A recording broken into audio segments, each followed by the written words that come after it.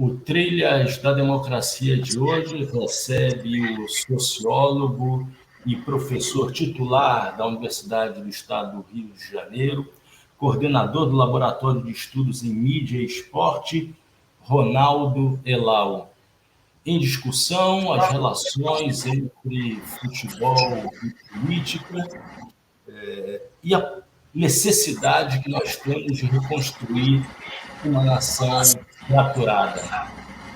Ronaldo, seja muito bem-vindo ao Trilhas da Democracia. É um prazer recebê-lo nesse espaço de discussão e defesa da democracia e dos direitos humanos. Seja muito bem-vindo, Ronaldo. Poxa, muito obrigado pelo convite. Para mim é uma honra. Fiquei muito lisonjeado. Prazer enorme estar aqui. Ronaldo, é correto afirmar que há um distanciamento entre a população brasileira, os setores da população brasileira e a seleção brasileira de futebol? Em caso positivo, né, se a resposta for positiva a essa pergunta, quais seriam as possíveis razões? O crescimento do sentimento clubista, né, a preferência dos torcedores pelos seus clubes, né, dos seus estados. A tragédia do 7-1 teria sido um momento de inflexão nesse distanciamento, né, daquele momento de sofrimento forte. A apropriação feita, ou a tentativa de apropriação feita pelos seguidores do ex-presidente, do atual presidente, né, Jair Bolsonaro, da camisa amarela também seria um fato? Por favor, Ronaldo. Olha, sim, há um distanciamento, sim. Eu vou lembrar que, em 2000, a gente estava produzindo um livro chamado A Invenção do País do Futebol, Mídia, Raça e Idolatria. Eu, o Hugo Lovisolo e o Antônio Jorge Gonçalves Soares. E o César Gordo também tinha um artigo no livro, também estava nessa entrevista. Nós demos uma entrevista para o Pedro Mota Gueiros, do Globo, estava nas vésperas dos Jogos Olímpicos, e aí o Hugo, que é argentino, tem sotaque, falando português, ele soltou uma frase, e a frase foi para a manchete da entrevista. O Hugo falou assim, porque o repórter tinha perguntado o que aconteceria, o sentimento, se o Brasil não ganhasse as Olimpíadas, ou a Copa 2002, uma coisa assim. E falou, olha, é verdade que a pátria está calçando chuteiras cada vez menores. Isso foi manchete da entrevista, né? Se o seu editor colocou isso, é que desde 2000 já havia essa percepção, não só no mundo acadêmico, como pela imprensa esportiva também. O que a gente vem verificando? Por que o Hugo falou essa frase que a gente já vinha discutindo há algum tempo? Na década de 30 até a década de 70, havia uma consolidação dos Estados-nações, surgimento e consolidação dos Estados-nações. Então, no caso brasileiro, uma nação nova e que virou para o século XX, ela buscando a sua identidade nacional, tinha algumas tentativas no século XIX, mas veio no século XX, depois com Gilberto Freire, Sérgio Buarque de Holanda, Caio Prado Júnior, enfim, na literatura, alguns literatos, com a Semana de Arte Moderna em 22, mas a verdade é que o Mário Filho e o Gilberto Freire, mais o Mário Filho como jornalista, grandes promotores, os dois, mas o Mário Filho, grande promotor das questões populares no Brasil, começou a juntar essa questão, dessa equação seleção brasileira e nação brasileira. Então havia essa equação forte. O Nelson Rodrigues, irmão do Mário, dramaturgo, que foi quem alcunhou essa frase, né, a seleção como a pátria de chuteiras. E, de fato, se você perceber assim, a derrota em 50, ela foi vivida aqui no Brasil, para muita gente, para parte da imprensa, como uma derrota de um projeto nação brasileira. Não foi uma derrota da seleção brasileira. Uma seleção que eu entrevistei o João Saldanha com minha tese de doutorado, e ele falou que era tão boa quanto que conquistou o tricampeonato. O João Saldanha teria dito para mim que o Zizinho era do nível do Pelé, para você ter uma ideia. Mas a seleção não venceu aquela final, foi visto como uma tragédia, mas foi visto assim, reverberou para as questões nacionais do Brasil. Já a vitória em 70, por sua vez, o tricampeonato, 58, 62, 70, assim, no espaço de 12 anos você conquista 3 Copas do Mundo, no espaço de 20 anos você tem um vice-campeonato, 3 Copas, era como se aquela vitória, que foi feriado nacional, regime militar, durante 2 dias foi feriado nacional, mas ela foi vista também por muitos como um projeto de nação brasileira estava dando certo. Claro que os militares utilizaram muito dessa ideia. Se você comparar isso com 94, as vitórias em 94, em 2002 e a derrota em 98, vou pegar esses 3 momentos que foram momentos que o Brasil foi a 3 finais, 94, 98 e 2002. Venceu 2 Copas do Mundo e perdeu uma. 94, 2002, a gente celebrou, os brasileiros celebraram como vitória da seleção brasileira. Ninguém achou que o Brasil ia ficar melhor ou pior por causa daquilo. Em 98, nós tivemos a maior derrota até então, antes do 7-1, tivemos o 3-0 para a Holanda, que foi a derrota na final para a França por 3-0. E teve CPI da Nike e tal, mas o Brasil não ia ficar melhor nem pior, não havia essa coisa forte de que a seleção era pátria de chuteiras e que o Brasil iria ficar pior. Tinha eleições no mesmo ano, o FHC se reelegeu no primeiro turno, se passou ao largo essas questões. Não... Então, assim, já existia um descolamento da população brasileira com a seleção a partir, eu diria, da globalização. Talvez a última vez mais forte a relação foi 82, 86, a partir da década de 90. Quais são os fatores não políticos, eu diria assim, esportivos? O maior êxodo de jogadores brasileiros jogando na Europa, você não se reconhecendo. Antigamente você via, em 82, você via o time, você via a base do Flamengo e do Atlético Mineiro e com outros jogadores. Você sabia quem era aquele jogador. Tinha um jogador que jogava fora, que era o Falcão, rei de Roma. Então, começou a existir isso, né? Isso foi um fator esportivo que você já não sabia quem aqueles jogadores já não jogavam mais no Brasil. Havia também o processo de redemocratização do país, de outras questões também, tendo uma importância, rivalizando com a seleção e com o futebol, e o futebol se organizou muito melhor a partir de 2000, dos anos 2000. Você, antigamente, os mais novos não vão saber, você não tinha um calendário, as rodadas eram feitas rodadas a rodada, o tal do Conselho Arbitral, virava o ano, você não sabia quando é que ia ser o brasileiro, quando é que ia ser o carioca. O carioca perdeu muita importância do que tinha nos anos 70, hoje o brasileiro acabou sendo mais importante. Então, você acaba tendo os torcedores que acompanham os seus times de futebol, eles torcem mais para os seus clubes locais do que para a seleção brasileira. Não é que eles não vão torcer para a seleção brasileira, eles torcem para a seleção, mas não tem aquela vibração que eles têm com o seu time. Eles preferem ver seu time campeão brasileiro. Ou seu time, como o caso do Vasco da Gama, subiu à primeira divisão. Qualquer vascaíno trocaria o ex-campeonato brasileiro para ver o Vasco na primeira divisão. Era uma coisa talvez meio que impensável na década de 70, ainda que as relações clubísticas também fossem muito fortes naquela época. Então, assim, isso é um fenômeno que já vinha acontecendo. Eu acho que quase que no mundo inteiro, acho que talvez os argentinos ainda tenham uma relação mais forte com a seleção, mas também a relação com os clubes, elas acabam sendo maiores. A FIFA sabe desses problemas, então ela começa também a restringir o número de jogadores estrangeiros nas suas seleções, porque a Copa do Mundo ela acaba sendo assim, um fingir de contas de que as nações estão presentes, como se fosse um duelo metafórico entre as nações. Você quer ver um conflito, quer dizer, uma partida entre Argentina e Inglaterra, entre Estados Unidos e Irã, por exemplo, Argentina e Brasil, Bélgica e França. Você quer ver esse tipo de rivalidades, né, sendo aflorado naquele momento. Então, de alguma maneira, isso já vinha se perdendo, né, ainda que a seleção, eu não diria que ela ainda é a pátria de chuteiras. Para as pessoas que acompanham a cada 4 anos, ainda é a pátria de chuteiras. Para as pessoas que torcem para os seus times locais, não é a pátria de chuteiras. Então, já havia esse descolamento. O mais recente agora é o simbolismo da camisa da seleção. Isso começou, acho que em 2013, 2014, depois na época do impeachment, de grupos conservadores, se utilizando desses símbolos da pátria. Não é a primeira vez que isso acontece, tá? Isso aconteceu também nos anos 70, mas que não foi exitoso.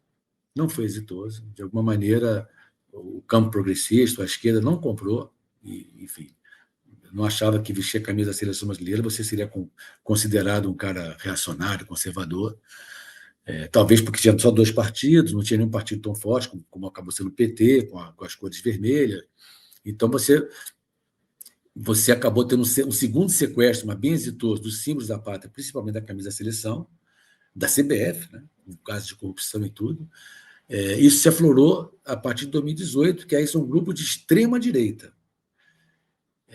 Então, acho que com isso o descolamento é maior. Acho que as pessoas se afastaram mais, as pessoas que não compactuam com esses grupos de extrema-direita passaram a se ressentir um pouco, a ver a seleção como representando esses grupos. Isso pode mudar? Pode. Claro que pode mudar. Né? O presidente eleito, Lula, ele pediu para as pessoas torcendo para o Brasil, porque o Brasil, a bandeira não é de um partido, é do Brasil. Isso não é um partido político, é de todo mundo.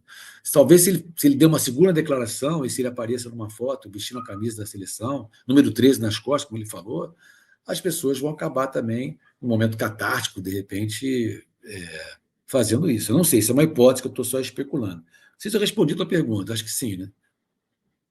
É o áudio, tem que abrir o áudio. E eu queria responder e eu queria enfatizar, voltar a 2 pontos da tua resposta. Né?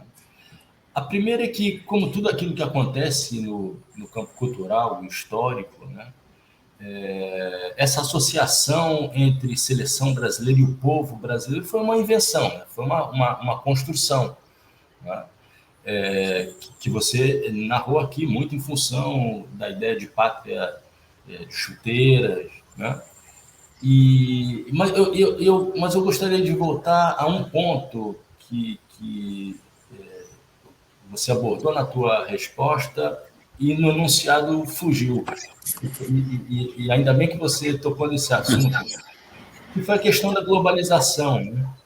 E eu voltaria ao ano de 1982, que me parece, gostaria de te ouvir a respeito, acho que você insinuou, mas eu gostaria que fosse confirmado, né? Bom, a derrota de 82, para mim, de todas, foi a mais sentida e foi a primeira vez, acho que foi a primeira e a última vez que eu chorei por conta de uma partida de futebol. Né? Para mim, a grande tragédia não foi a do 7-1, mas sim aquela de 3-2 no estádio Sarriá, né? A derrota do Brasil para a Itália. Né? E como você disse bem, a seleção brasileira era formada basicamente por Sim. jogadores que atuavam aqui, Zico no Flamengo, Sócrates no Corinthians, Toninho Cerezo no Atlético, Falcão, tudo bem, já tinha ido, né, Júnior e Leandro no Flamengo. Júnior, Leandro, Falcão, oriundo do Internacional. Né? E imediatamente depois da Copa, uma boa parte desses jogadores migrou para o campeonato italiano, né? Sim. E o campeonato italiano se transformou, né, exatamente nesse retrato, né, do futebol globalizado. Né? Então, a globalização do futebol, quer dizer, o fenômeno da globalização e a globalização do futebol, com a importância mais do que nunca dos investimentos, né, dos investidores, né, dos salários pagos, de toda a estrutura econômica por trás dos clubes, acabaram tirando um pouco do que me parece que movia o sentimento das pessoas, né? Que era olhar para um time de futebol, para um clube de futebol, olhar para a camisa do time de futebol e ver o escudo apenas. O escudo e as estrelas, né? E não ver as séries de propaganda. Esse processo de globalização econômica, né, que chegou ao futebol, eu gostaria que você aprofundasse um pouco mais, se possível, essa motivação como sendo desse distanciamento do povo, do sentimento popular em relação à seleção. Ou seja, os seus jogadores não estavam mais, os jogadores da seleção já não estavam mais nos seus clubes, né? Estavam atuando no continente. Por favor, Leonardo. Você tem um fenômeno até mais assim, você hoje tem muita gente, jovens, que acompanham mais alguns times da Europa do que os seus times aqui no Brasil. E assim, não sei o percentual. Tem gente que já tem essa pesquisa, mas tem uma galera forte. Qual o seu time? Barcelona. Os Bayern de Munique, entendeu? Ou então Flamengo e Barcelona, Manchester United. As pessoas, isso realmente não tinha. O que eu gosto de lembrar é o seguinte: por que essa construção foi exitosa? Tem que ter uma correspondência empírica também, né?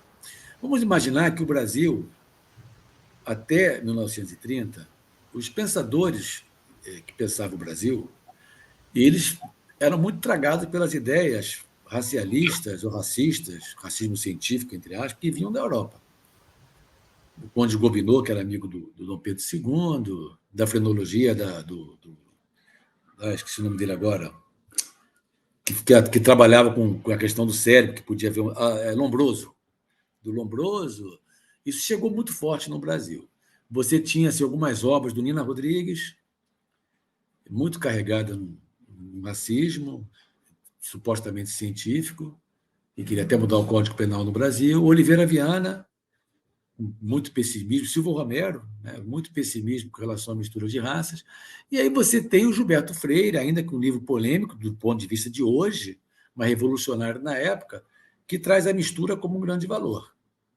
Depois ele escreveu até um artigo em 1938, Futebol Mulato, na Copa de 1938, que acabou sendo até motivo do seminário acadêmico, eu acho que foi na Federal de Pernambuco, em 2008, que faria 100 anos. 100 anos de quê? Do Mário Filho, acho, alguma coisa, não me lembro. Eu sei que teve uma coisa em 2008, se não me engano, eu acho que foi nessa data, alguma coisa para comemorar o Futebol Mulato.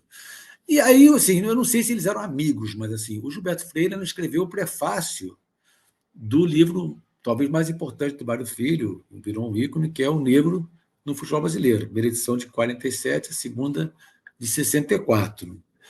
E o Mário Filho, como um grande promotor das questões populares, ele foi colocando assim no futebol, o futebol como representante da cultura brasileira e como se fosse o símbolo de identidade nacional do país. Mas as pessoas vão comprar uma Constituição assim, não, tem que ter uma comprovação empírica. Então você teve assim, se você analisar, em 1938 o Brasil fez uma Copa muito boa, porque em 1934 o Brasil não foi com a melhor seleção do Brasil, porque havia uma fusão, não, uma cisão entre a Liga Amadora e a Liga Profissional. 30 era amador, 34 tinha o profissionalismo Rio e São Paulo, desde 33, mas aquela seleção, porque a CBD na época, era a CBF, só reconhecia os amadores.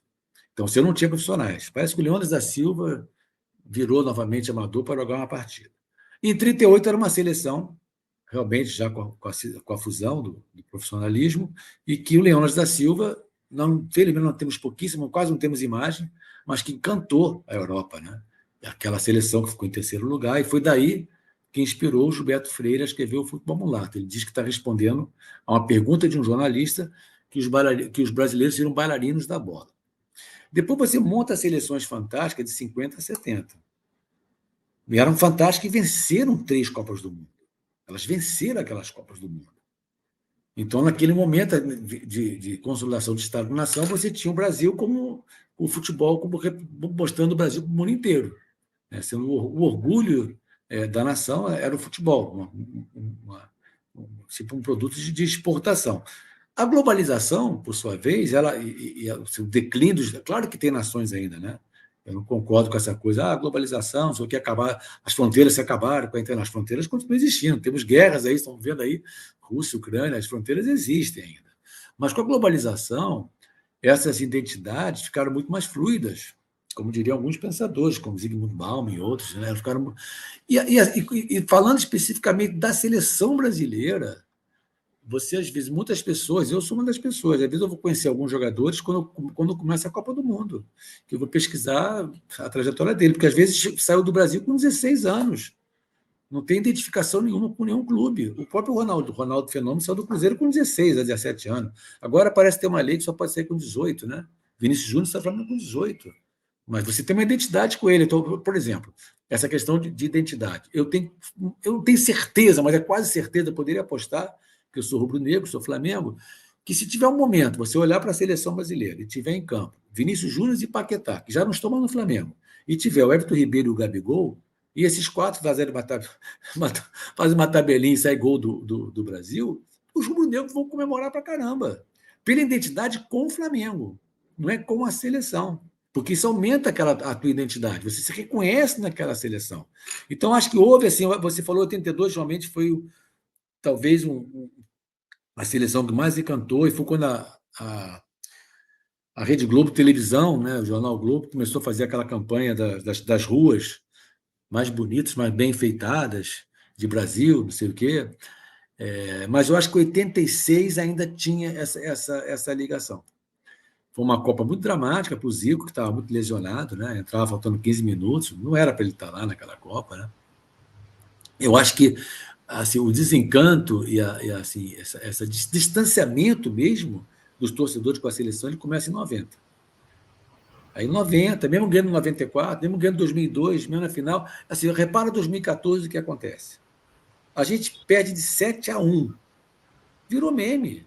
Não foi tragédia como foi em 50. Virou meme. E no sábado nós perdemos de 3-0 para a Holanda. Eu sou Flamengo, eu lembro, posso estar enganado, eu estava preocupado com o Flamengo e Cruzeiro da quarta-feira. Porque recomeçar o brasileiro, acho que o Flamengo estava numa situação difícil, estava na zona de rebaixamento, alguma coisa assim. A minha preocupação era essa.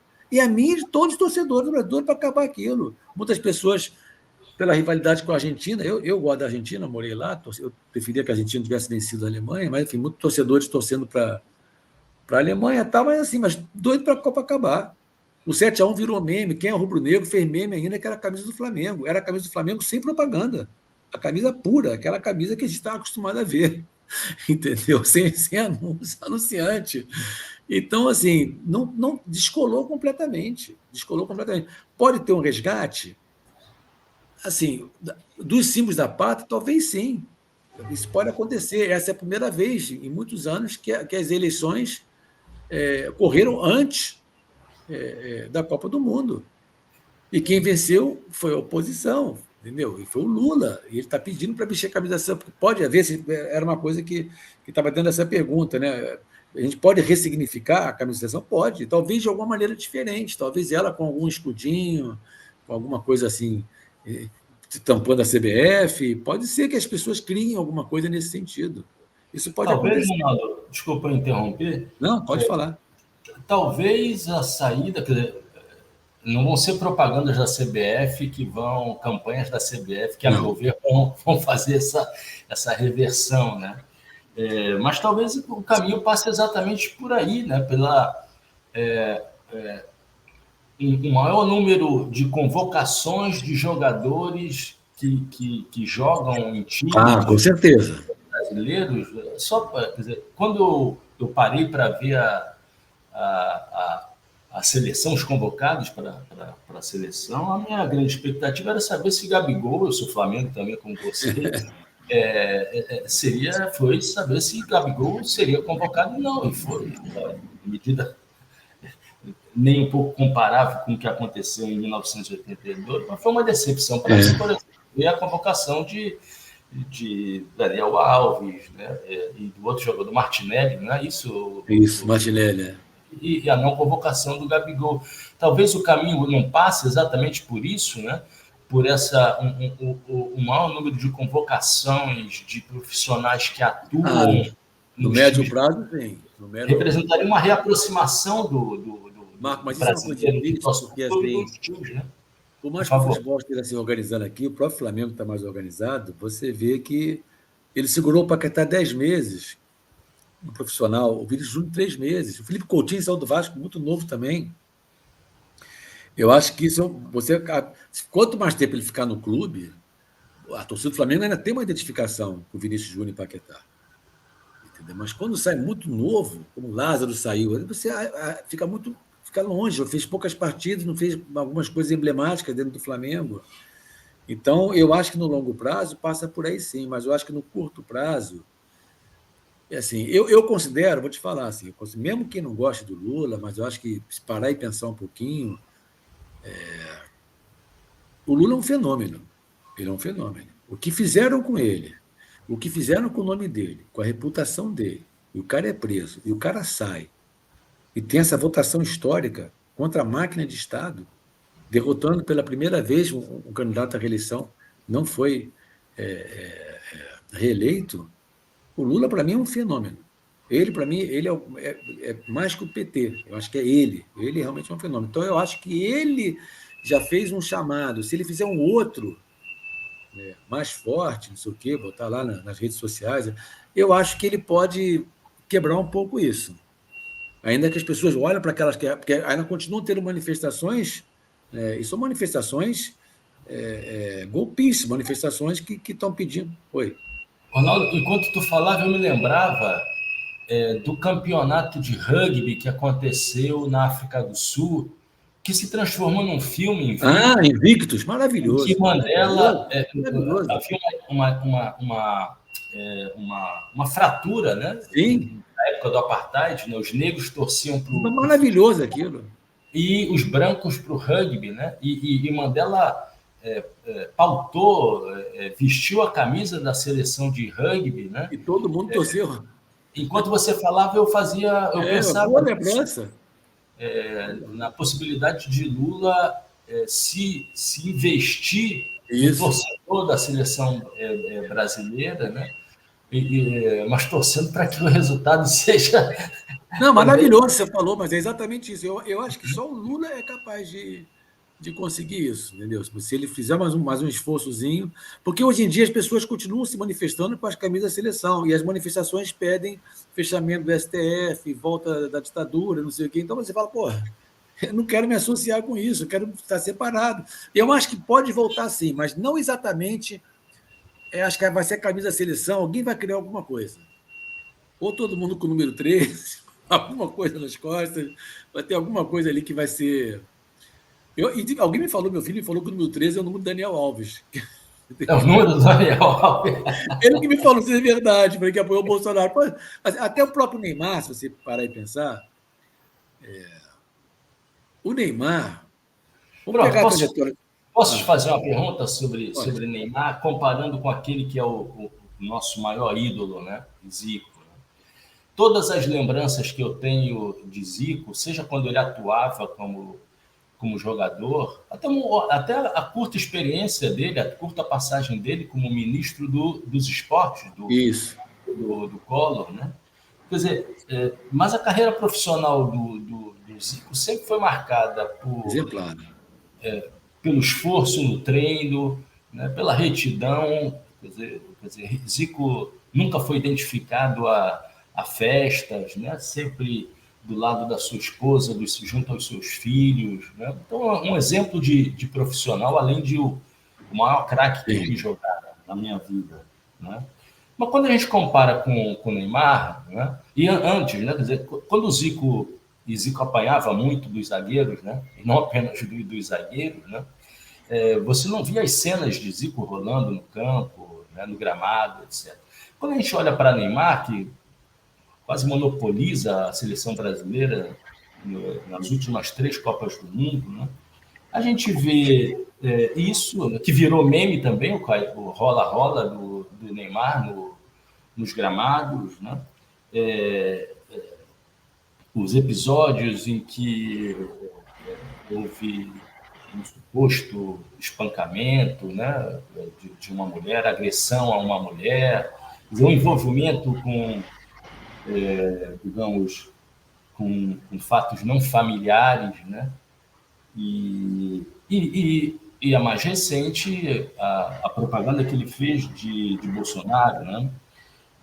Quando a gente compara esses dois exemplos de jogadores de futebol, a gente também não compara dois paradigmas do que seja a seleção brasileira e a relação também entre clube e seleção brasileira e o ídolo do futebol? A pergunta é muito boa. Assim, é que eu costumo, assim, quando eu vou falar de futebol, eu boto assim, Pelé num patamar, Zico em outro, e o resto vem abaixo. Entendeu? Eu boto assim. O que o Zico fez. Meu filho até me perguntou uma vez sobre Messi e Zico. Eu falei assim: olha, se o Zico tivesse jogado a sua carreira toda na Europa, desde os 13 anos, ele teria mais de 1.000 gols naqueles tapetes maravilhosos da Europa, não sei o quê. Ele seria campeão, ele ganharia o melhor do mundo todo ano. Então, nesse sentido, ele é melhor que o Messi, porque você tem, sabe, é difícil comparar onde é que o Zico jogava, os campos que ele jogava e a trajetória do Messi. Talvez o que aconteceu com o joelho do Zico, se fosse hoje em dia, ele não teria parado a sua carreira, né? Enfim. O que eu acho é o seguinte, e temos que pensar o seguinte também. Se vamos pegar assim, é difícil falar em consenso, mas se existe um certo consenso na imprensa brasileira, que a última vez que nós jogamos o que seria o nosso futebol teria sido em 82, que em 2006 era para ser e não foi, com aquele quadrado mágico. Então, na realidade, aquele futebol de 70, de 82, ou supostamente de 2006, não é a nossa regra, é a nossa exceção. Então, se aquele é o verdadeiro futebol brasileiro, você passa quase 50 anos, 40 anos sem jogar aquele futebol, então ele é a nossa exceção. Então, vamos pensar também assim na trajetória do Zico. O Zico foi o maior jogador da sua geração, eu boto ele num patamar muito acima dos outros. Tá? Depois que o Zico parou, vamos falar em termos de jogadores extraordinários, com certo consenso. Quais foram os jogadores extraordinários que a gente considera? O Zico parou em 90, então estamos falando de 32 anos. Que existe um consenso. Romário, ok. Bebeto, talvez um pouco abaixo, mas Romário, ok. Os dois Ronaldos, ok. Rivaldo, talvez, um pouco abaixo. Mas vamos botar o Rivaldo também. Vamos botar o Kaká também. E depois o Neymar. Nós estamos falando de 6 jogadores extra-séries desde que o Zico parou de jogar. Então, esses jogadores não são assim a essência do futebol brasileiro, eles são as exceções. Tá? Então, o que eu vejo é assim, claro, o Zico fora de campo sempre foi muito exemplar. O Zico, inclusive, ele quebra com um certo romantismo que nós temos, a imprensa tem, que o craque nasce pronto, que o talento resolve tudo sozinho, que não precisa treinar. O Zico, na autobiografia dele, e na outra, que foi Zico, uma lição de vida, do Marcos Vinícius Bucanunes, eu até tenho um artigo sobre isso, comparando a biografia do Zico com a do Romário. Eu mostro assim, na biografia do Romário tem toda a idealização que nós temos da cultura brasileira, da cultura do malandro. Na do Zico é aquela coisa mais do herói clássico, anglo-saxônico. Muito trabalho, muito esforço. O Zico não tem problema de falar que ele trabalhou muito, que ele se esforçou muito, porque no futebol, quando você fala assim, o Marco é bom de bola, eu falo assim, não, ele é esforçado. Estou dizendo que você não joga nada. O Elal é bom de bola, ele é esforçado, é porque eu não jogo nada. Entendeu?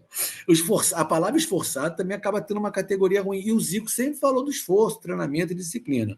Eu acho que o Neymar, falando agora só do Neymar, que eu acho que assim, o Zico realmente para mim está em outro patamar.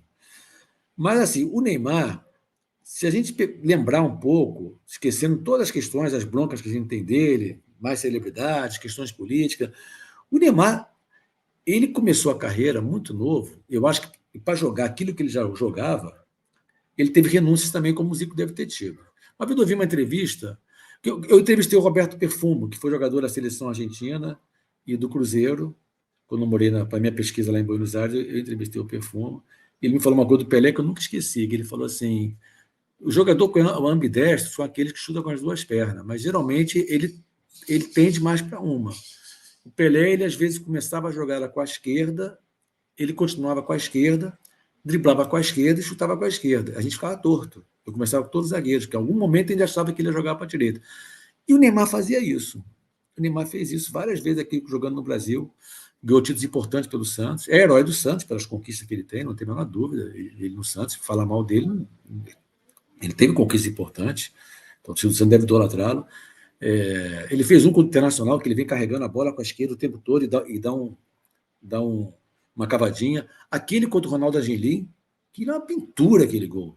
Ele fez outro gol também nesse jogo, com um golaço também, mas aquele gol é uma pintura. Então eu vejo assim o Neymar, um jogador que chega... Por falar em jogos, né, memoráveis, o Flamengo e Santos, 5-4, com o Ronaldinho Gaúcho no Flamengo. Isso, 2011. É um jogo memorável recente, né? Difícil de se rever. Eu quero falar desse jogo também, para de 5-4, mas deixa só para terminar falando do Neymar. Então, o que eu acho que aconteceu com o Neymar? O Neymar foi para a Europa, ainda jovem, fez uma carreira fantástica no Barcelona, teve aquela partida que ele virou, que foi 6-pouco, tá, bateu pênalti, tal, fez uma dupla com o trio nele, o Suárez e o Messi, e ele vem sendo muito cobrado. Em 2014 ele foi poupado porque ele teve aquela entrada do Súñiga, não jogou a final. Aí, por isso que eu falo assim, vamos falar ele fora de questões políticas, ele já vem sendo muito cobrado, porque aqui para o brasileiro, mais que ele já ganhou os Jogos Olímpicos, já ganhou a Copa América, a gente quer que ele ganhe uma Copa do Mundo. Então, a cobrança em cima dele é muito grande. Eu não sei se ele quer ser o cara ou se ele já chutou o pau na barraca há muito tempo. A impressão que eu tenho é que chutou o pau na barraca. Em 2018, ele não fez uma Copa ruim. Ele foi o Kaká, tudo bem. Mas a maior parte daquelas faltas, eu revendo, eu achei que todas foram faltas em cima dele. Só que ele exagerava. Mas até o pênalti, eu achei que foi pênalti nele. Só que ele saia rolando. Entendeu? Eu acho que isso aí é a aprovação do candidato a herói. Ele tem que saber o que ele vai fazer com isso. Essa é a última Copa dele, o que ele vai fazer? E eu acho também, a gente tinha, também falando a favor do Neymar, de 2010 para cá, dificilmente a seleção tem só um jogador extraordinário. Até em 94 tinha Romário e Bebeto. Até em 2010, Kaká e Robinho. Dificilmente tem um jogador só. Você passou 2014, 2018 apenas com um jogador. Essa agora tem mais. Tem os companheiros do Neymar que meio que estão ombreando ali. Eu vejo o Neymar, assim, se me perguntar como jogador de futebol, eu acho que ele tem recursos técnicos e corporais muito impressionantes, mas muito impressionantes. É o maior que apareceu por aqui, desde os Ronaldos, desde o Ronaldo Fenômeno e o Ronaldinho Gaúcho. Para mim, é o melhor de todos. O que ele vai fazer com isso, eu não sei. O Cristiano Ronaldo também começou que nem ele, trabalhou para caramba e virou o que ele é, o monstro que ele é hoje. Então, depende muito dele. Aí o cara chega e dá esse apoio. Quer dizer, eu orientei um aluno que trabalhou com a ideia de que o Neymar está virando mais celebridade que jogador de futebol. Eu falei, olha, em parte você tem razão, só que se ele virar celebridade, ele deixa de ser atleta de futebol, porque o atleta de futebol, e qualquer atleta esportivo, ele vive de conquistas. E para o caso do brasileiro, a gente espera dele uma conquista na seleção, que é o que conta para a gente. O Santos, ele já ganhou no Santos. Ele tem que ganhar na seleção, ele tem que ser o herói da seleção, ele tem que fazer uma coisa. Então, assim, ele sabe disso, ele sabe da cobrança em cima dele. A categoria performance, que eu digo assim, o que ele faz dentro de campo, a não ser se são coisas graves fora de campo, né? Que o Robinho e tal, não, estou falando coisas assim, até o negócio dele com a mulher, não teve provas, o vídeo não mostra muita coisa, mostra mais ela agredindo, não sei exatamente como opinar sobre aquele assunto. Mas, assim, a questão do Kaká e o apoio ao Bolsonaro, se ele faz uma Copa fantástica, faz 3 gols numa final e decide jogos do Brasil, isso vai falar mais alto do que essas questões extracampo dele. Eu dou um exemplo assim, Adriano no Flamengo em 2009. O Flamengo foi campeão brasileiro, improvável naquele ano, com o Pet chegando no segundo semestre, com o Adriano jogando pra caramba, Pet, Adriano. Adriano saía, faltava treino, não sei o quê, mas ele chegava em campo, fazia gol, decidia e tal. Todas aquelas coisas fora de campo eram secundarizadas. Em 2010, ele era o mesmo Adriano, mas não rendia em campo. Essas coisas que eram secundarizadas, o que ficou secundarizado foi o futebol dele. Entende? Então, tem um movimento da imprensa que joga muito, talvez inconsciente ou consciente, com a categoria performance. Claro que assim, a categoria performance tem um limite. Não é o goleiro Bruno fazer o que fez. Não, aí não tem jeito. Não estou falando disso. Estou falando assim, do apoio dele ao Bolsonaro, por exemplo. Mesmo assim, talvez a pessoa, mas ele não sabia, ele não sabe que apoiar o Bolsonaro é apoiar o fascismo, é apoiar não sei o quê. Depende muito. Isso pode ficar aflorado se ele faz uma Copa ruim e o Brasil não vence, mas pode ficar secundarizado se ele brilha na Copa e o Brasil vira ex-campeão. Ronaldo, eu queria entrar agora no apoio a Bolsonaro, das relações existentes entre clubes de futebol e a política e, mais recentemente, as relações com o presidente Jair Bolsonaro. Os 2 maiores times do Brasil hoje, quer dizer, os times que têm o maior número de conquistas nos últimos 5 anos, né, são Flamengo e Palmeiras. Flamengo e Palmeiras têm monopolizado, com exceção do título do Campeonato Brasileiro do Atlético Mineiro, ano passado, né? Flamengo e Palmeiras têm monopolizado Sim. as conquistas, né, de títulos no Brasil, na América do Sul, tendo chegado a finais do Campeonato Mundial de Clubes, etc. E os dois clubes têm direções que estabeleceram relações com o presidente Jair Bolsonaro. Eu queria te pedir, você na condição não apenas de estudioso, né, do futebol, né, mas também sendo filho de um dos maiores presidentes que o Flamengo já teve, essa era mágica do Flamengo dos anos 80, né? É oriunda da criação da Frente Ampla do Flamengo, que teve o teu pai, Jorge Lau, e Márcio Braga à frente, né? É preciso fazer esse registro, eu ia fazer quando você dizia que físico é fruto de muito esforço, né? Fruto de muito esforço e de apoios decisivos como aquele dado pelo teu pai, né? Na época que Zico era um menino de Quintino, né? Então, eu te faria essa pergunta como estudioso, como pesquisador do futebol, mas também como alguém que tem uma vinculação orgânica, né, com o Flamengo, né? Como essa relação entre clubes de futebol e políticos, de maneira geral, pode ser feita, né? Quais são os seus limites até onde pode se ir, né? Por exemplo, pensando aqui em dois exemplos das comemorações do Flamengo, né? Em 2019, quando o Flamengo conquistou o bicampeonato da Libertadores da América, o ex-governador do Rio de Janeiro, Wilson Witzel, era presente, né, nas imagens, foi até o estádio, apareceu no trio elétrico. E agora, quando do retorno do Flamengo, né, da conquista do tricampeonato, o Bolsonaro foi até o aeroporto e recebeu o título do Flamengo.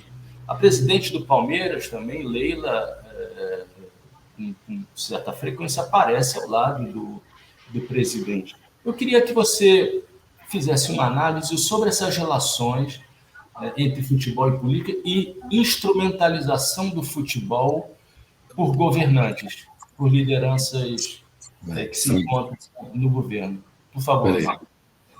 São mais ou menos três vamos pensar aqui. Bom, assim, eu entendo que quando você assume a presidência de um clube, da instituição, você está representando a tua instituição. Independente da sua ideologia política, de quem você apoia, A ou B, se é pelos interesses do teu clube, você tem que receber essas pessoas, até por uma questão de educação, de gentileza. Mas tem momentos e momentos para que essas questões sejam feitas. Você está num momento fora de eleição, vamos pegar o caso de 2019, você citou, o governador de estado, enfim, foi receber o clube e tal, foi lá nas comemorações. É uma saia justa. Eu não sei se eu, na presidência, se eu recusaria, mesmo não apoiando o governador. Eu não sei. Não sei se seria ruim o Flamengo, seria indiferente, eu não sei. Naquele momento eu estou representando o Flamengo, o CNPJ do Flamengo, e é um momento à parte de eleições. O que aconteceu agora, mais recente, eu acho mais grave. Você viu o presidente da República, no dia 30, sabemos de um país fraturado, dividido, polarizado, eu acho que aquilo ali, para a instituição Flamengo, foi muito ruim. Você fazer o 22, no próprio dia 29, foi muito ruim. Eu acho que deveria separar o CPF, o teu apoio político, da instituição Flamengo, até porque sabe que se a torcida do Flamengo, a maior parte está no Nordeste, então a maior parte não estava apoiando esse governo. É só ver o resultado das eleições. Eu acho que eles sabiam disso, todas as pesquisas davam isso. Então, acho que foi muito ruim institucionalmente. A questão da apropriação política do futebol, eu venho questionando isso há um tempo, eu não tenho pesquisa, mas tem gente até que discorda de mim, mas eu digo que eu tenho certezas provisórias que, se você me provar com dados que eu estou equivocado, eu vou mudar a minha ideia. Eu acho que a apropriação sempre existiu, eu questiono a sua eficácia. Em 70 houve apropriação? Claro que houve, claro que houve. Mas, assim, os rumos do regime militar, da ditadura, teria mudado se o Brasil não vencesse o tricampeonato? Não sei. Não sei se teria mudado, não sei se teria torturado ou matado mais ou menos, não sei o que teria mudado. Havia memes assim, não tinha memes, né? Piada assim. Tinha um anúncio que era assim: Brasil, ame ou deixo. A gente falava assim: Brasil, ame ou deixo. O último que sair que apaga as luzes. Tinha essas brincadeiras assim, nesse sentido, mas assim, nós tínhamos eleições, eram eleições meio controladas, biônicas, entre MDB e Arena, né? 7-2, 7-4. 7-4 o MDB ganhou, 4 anos após o tricampeonato. Assim, não tinha uma... Assim, aí você pega a mais recente, 98, o FHC ganha no primeiro turno. Ele foi reeleito no primeiro turno. E o Brasil perdeu 3-0 para a França. Porque essa equação também é colocar na população uma pecha, uma coisa pejorativa de ignorância que ela não tem. Ninguém vai votar pensando no resultado da seleção. Em 2002, a oposição ganhou, o Brasil foi penta. 2006, 2010, 2014, a situação continuou no poder. O Brasil, em 2006, saiu nas quartas, 2010 na quarta, 2014 na semifinal, mas perdeu de 7-1 para a Alemanha.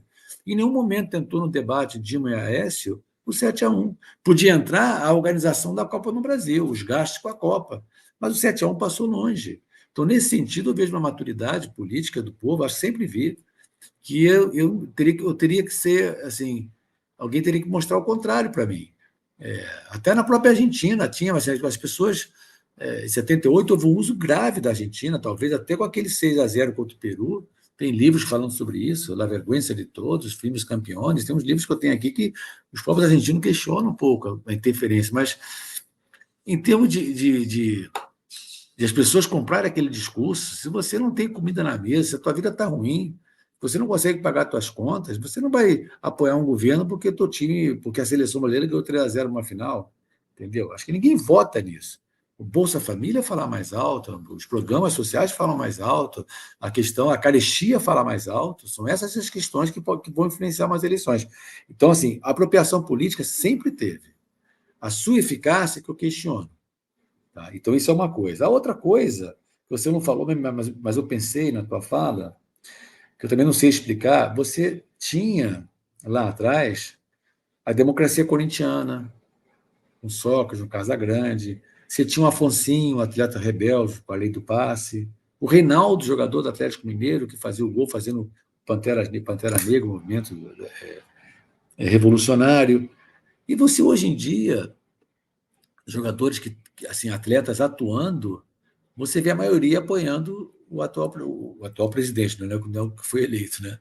Você vê a maioria apoiando. Eu não sei explicar essa onda mais conservadora, é uma coisa que eu deveria, talvez, pesquisar, para conhecer essas pessoas e para perguntar por que você está apoiando, o que você está achando de bom, por que você apoia, por que você nem neutro você é, por que você apoia esse presidente, por que você está gostando dele, porque são pessoas que pensam, entendeu? A gente tem que respeitar também e saber por que esse movimento. Ex-jogadores você viu, Raí, o Juninho Pernambucano, você viu, mas assim, em atividade eu não lembro. Parece que o Everton Ribeiro do Flamengo, mas assim, ele não falou nada.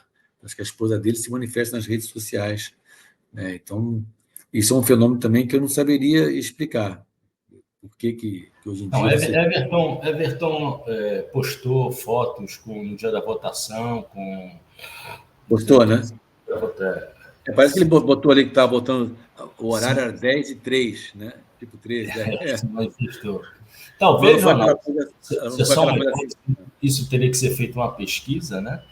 Quer dizer, aqueles que mais usam as redes sociais, aqueles que mais atuam, fazem o futebol uma performance para além do campo de futebol, se sintam mais atraídos por candidatos, né, desse espectro político e do uso que é feito também das redes sociais, do que aqueles que têm o perfil, digamos, mais de Zico, né? Com o Everton Ribeiro, né? Você não vê Everton Ribeiro...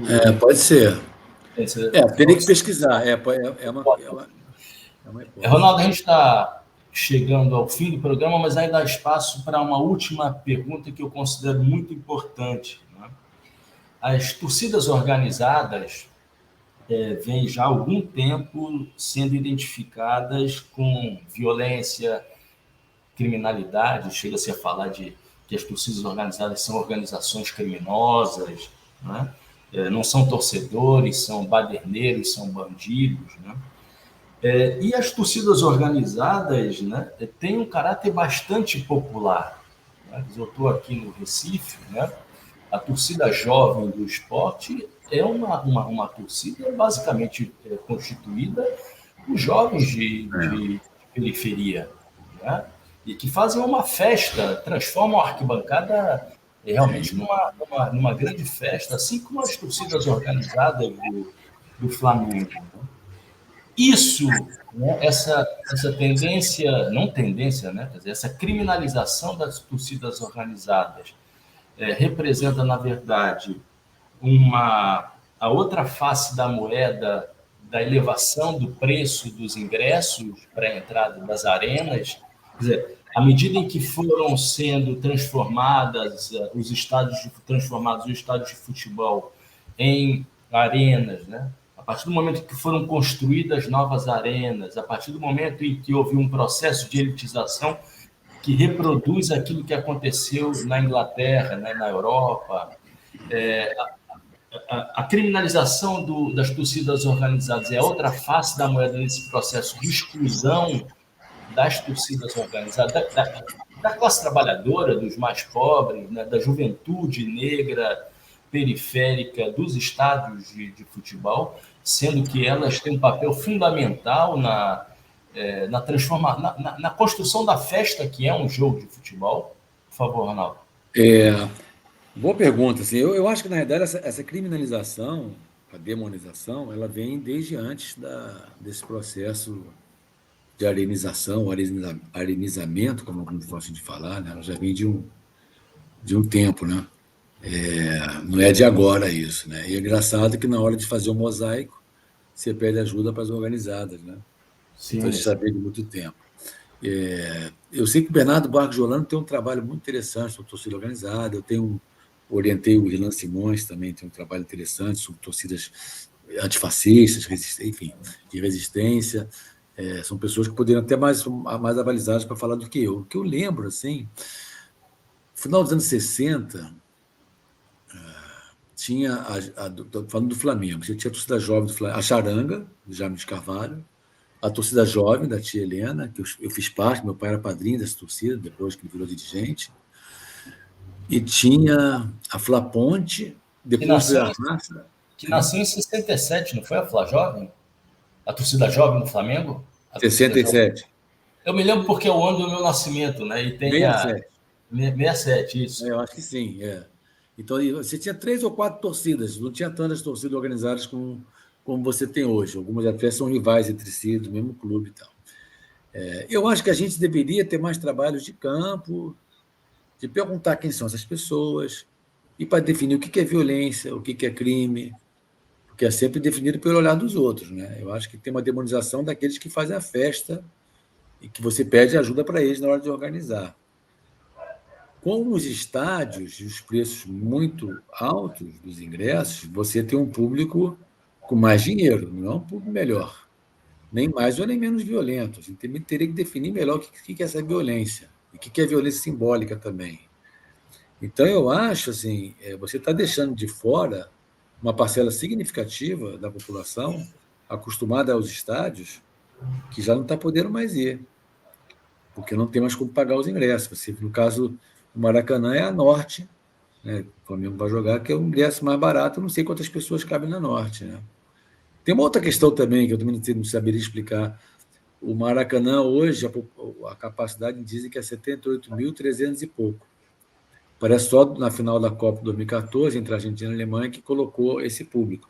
Aí vai jogar um jogo, nem que seja de uma torcida só o Flamengo, vai vender só 66 mil ingressos. Por quê? Com 12 mil vazios, aí fica aquela parte vazia. Às vezes tem um lado de lá com 500 pessoas da torcida, o resto tudo vazio. E o grupamento da Polícia Especial, o GEP, diz que é uma questão de segurança, mas como segurança, até pouco tempo atrás, você tinha público de 115, 120, 130, 150. Então, por que fez um estádio de 78 mil se você só pode botar 66? Então, são coisas assim que me chamam a atenção. Então, assim, de cara, então, já deixou um monte de gente de fora. De cara deixou. E as organizadas, eu acho que a própria imprensa tem que trabalhar melhor isso, porque você, às vezes, conclama ela para fazer a festa do espetáculo. A diretoria também. Você demoniza ela em alguns momentos, né? E em outros momentos você chama ela para poder organizar o espetáculo. Eu confesso a você que eu orientei o Irlan, tem o trabalho do Bernardo, sei que tem muita gente trabalhando em torcida organizada. Tem a tese clássica, que é do Luiz Toledo, né? Que é dos anos 90, em uma outra época também, tem 22 anos essa tese, ganhou o prêmio da Ampox, que é também sobre torcidas organizadas. Então, tem gente trabalhando com isso que poderia falar um pouco melhor do que eu estou aqui especulando com você. Acho que tem uma criminalização, tem uma demonização, para mim, tudo isso muito exagerada e um pouco hipócrita, porque você, quando precisa de fazer a grande festa, você convoca ela. Você precisa dela para organizar essa festa.